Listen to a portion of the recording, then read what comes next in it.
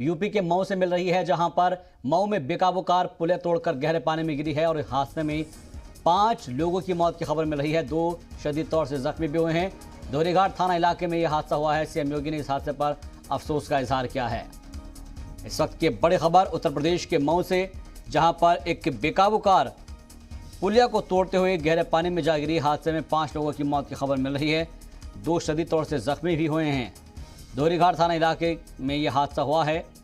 इस हादसे के बाद यूपी के सीएम योगी आदित्यनाथ ने भी इजहार अफसोस किया है और जख्मियों का सही इलाज करने का हुक्म भी दिया गया है।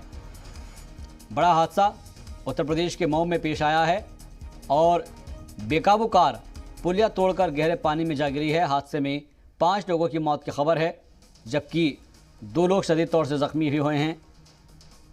दोहरीघाट थाना इलाके में यह हादसा पेश आया है। सीएम योगी ने हादसे पर अफसोस का इजहार किया है और जख्मियों का सही इलाज करने का हुक्म भी दिया गया है।